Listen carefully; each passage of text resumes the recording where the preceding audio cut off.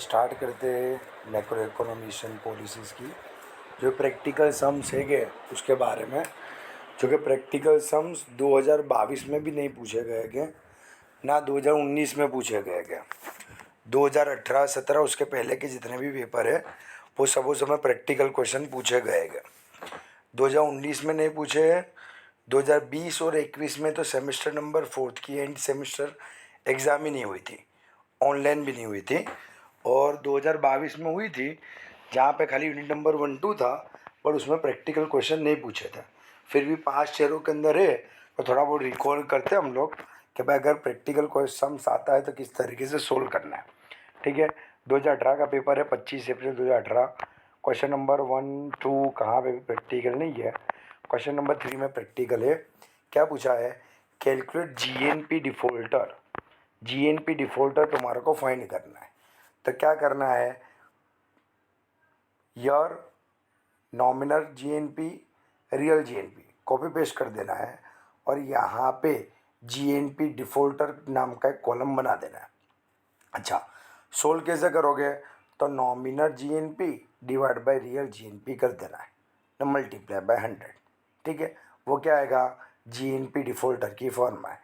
ये divide by ये multiply by 100 करूँगा, this divide by this multiply by 100 करूँगा, ये डिवाइड बाय ये मल्टीप्लाई बाय 100 करूँगा, ये डिवाइड बाय ये मल्टीप्लाई बाय 100 करूँगा, ये डिवाइड बाय ये मल्टीप्लाई बाय 100 करूँगा। जीएनपी डिफॉल्टर ओवर हो जाएगा। 2018 में बस कल इतना पूछा हुआ है और कोई प्रैक्टिकल नहीं है का। अब अगर हम बात करें तो 2017 के अंदर भी प्रैक्टिकल क्वेश्चन दिया गया है। जैसे कि सबसे पहले नंबर पे दिया है 2.5 मार्क के अंदर क्या करना है, ब्रॉड मनी फाइंड करके देना है 2.5 मार्क के लिए। तो इसका सबसे पहले फॉर्मा देख लेते हैं हम लोग।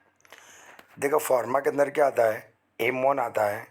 M1 को क्या कहते हैं? नैरो मेजर मनी भी कहते हैं। क्या M1 के लिए क्या करना है? C+DD+OD करना है। C का मतलब होता है करेंसी विथ पब्लिक, पब्लिक के पास कितनी करेंसी है। DD का मतलब होता है डिमांड डिपॉजिट कितनी है कॉमर्शियल बैंक और कोऑपरेटिव बैंक के पास, बराबर है। और उसके साथ OD में मतलब आता है other deposit of RBI। Demand deposit है institution like IDBI, IMF, world bank etcetera. RBI के पास शॉर्ट में जितना भी पैसा है वो सब किस में जाएगा? OD में जाएगा। इसके बाद आता है M2 मतलब क्या आता है? M1 प्लस क्या करने का? पोस्ट ऑफिस सेविंग डिपॉजिट कर देने का। M1 मतलब C+DD+OD+ POS, बराबर है। उसके बाद आता है M3 किसको बोलते हैं? बराबर, जिसको AMR भी बोलते हैं, एग्रीगेट मनी मॉडल रिजर्व भी बोलते हैं। उसके अंदर क्या करने का? M1 के अंदर टाइम डिपॉजिट को ऐड कर देने का। देख ऊपर वाला जो है M2 उसके अंदर क्या करना है? M1 के अंदर पोस्ट ऑफिस सेविंग डिपॉजिट को ऐड करना है, जबकि M3 के अंदर M1 में टाइम डिपॉजिट को ऐड करना है। ठीक है, M1 को क्या कहते हैं? नैरो मनी कॉन्सेप्ट कहते हैं। उसके बाद आता है M4 को क्या कहते हैं? ब्रॉडेस्ट मेजर कहते हैं। क्या जिसके अंदर क्या करना है? तो भाई M3 लेना है plus total deposit with public with post office ले लेना है। मतलब कि करेंसी C लेना है, करेंसी हेल्ड बाय पब्लिक है। DD डिमांड डिपॉजिट लेना है, अदर डिपॉजिट लेना है, टाइम डिपॉजिट लेना है, ने total deposit with post office, ये सब वो सब चीज़ हमारे क्या करना है? ले लेना है। बराबर, अभी जो अपने क्वेश्चन देखा वो क्वेश्चन 2017 के अंदर तेरे को क्या पूछा गया था? ब्रॉड मनी का कॉन्सेप्ट था।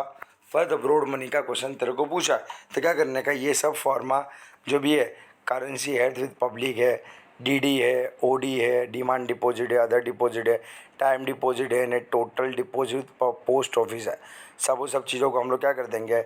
ऐड कर देंगे, बराबर। तो हमारा क्या मिल जाएगा? Broadest measure of money supply मिल जाएगा, बराबर। देख नोट इन सर्कुलेशन है, डिपॉजिट है, IMF विद RBI की दोनों चीज़ें वो पोस्ट ऑफिस की चीज़, पर ये सब चीज़ों का हम लोग क्या करेंगे? फॉर्मा में जो जो चीज़ दिया है वो सबको हम लोग ऐड कर देंगे तो हमारे को मिल जाएगा। अब बात करते थे कि यहाँ पे भी एक सम्स दिया है।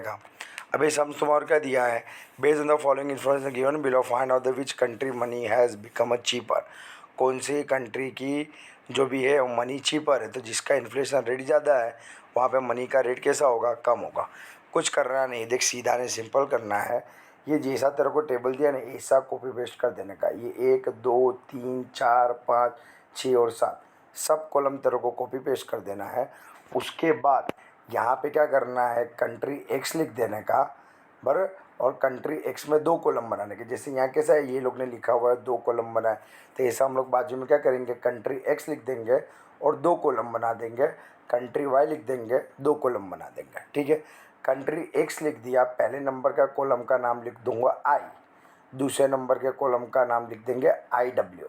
उसी तरीके से वाई होगा ना, कंट्री वाई, वहाँ पर जो भी क्या कर देंगे, आई लिख देंगे और आई डब्ल्यू लिख देंगे। अच्छा, आई वाले कॉलम में क्या करना आएगा, तो देख क्या करेंगे हम लोग, ये जो करंट ईयर की प्राइस है 30 डिवाइड बाई क्या कर देने का 10 ने मल्टीप्लाई बाय 100, तो जो आवे वो क्या करने का आई वाले कॉलम में लिख देने का। 64 डिवाइड बाई 32 करेंगे, आई वाले कॉलम में लिख देंगे। 135 divide by 45 multiply by 100, 10 divide by 2 multiply by 100, 45 divide by 15 multiply by 100। जो आएगा मतलब कंट्री ए का क्या करेंगे, करंट ईयर को 20,000 से डिवाइड करूँगा, जो आएगा वो मैं आई में लिख दूँगा, किसके अंदर, एक्स के आई में लिख दूँगा। फिर क्या करूँगा, ये आई को यहाँ पे जो मेरे को वेट दिया ना कंट्री एक्स का, उसका मैं मल्टीप्लाई कर दूँगा, तो मेरे को क्या मिल जाएगा, आई डब्ल्यू मिल जाएगा।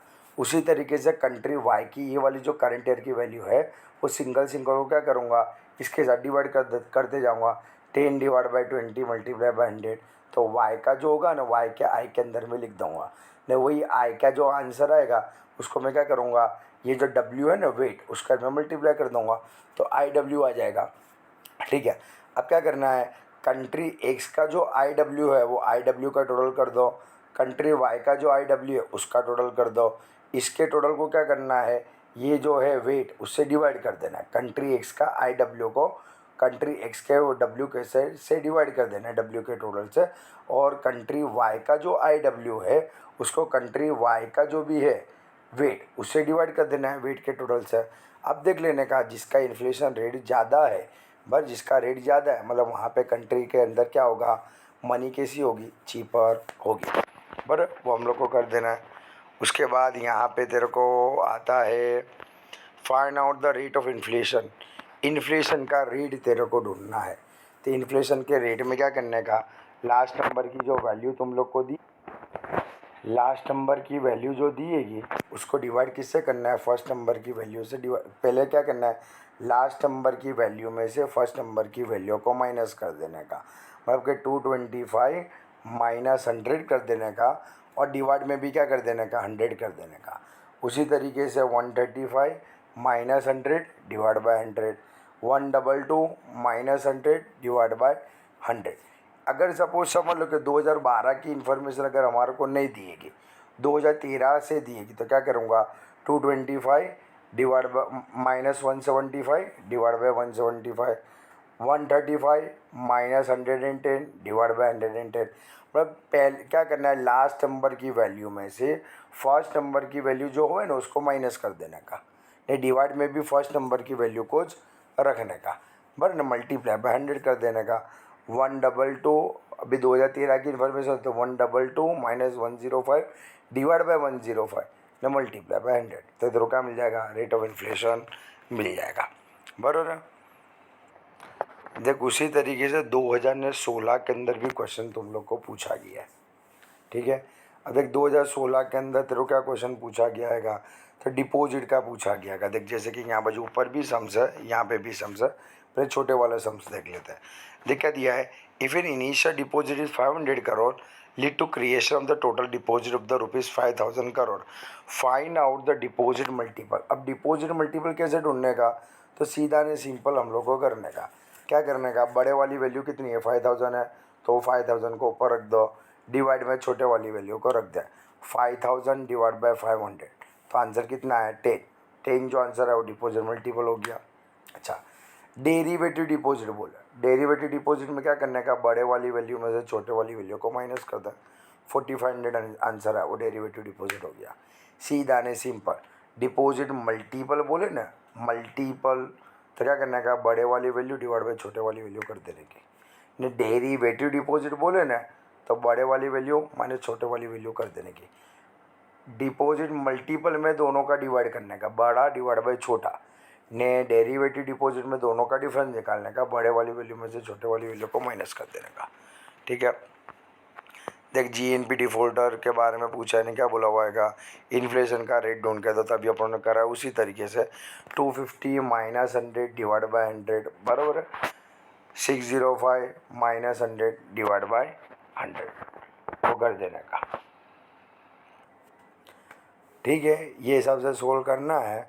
मेरे को लगता है तब तक कल सम्स तो वो लोग नहीं पूछेंगे, बट अगर पूछ लिया तो अगर हम लोग ने थोड़ा बहुत भी किया हुआ है तो अगर फंसे हुए हैं तो कुछ ना कुछ तो काउंट वगैरह कर सकते हैं ना। ठीक है, उसके लिए थोड़ा बहुत देख लेना।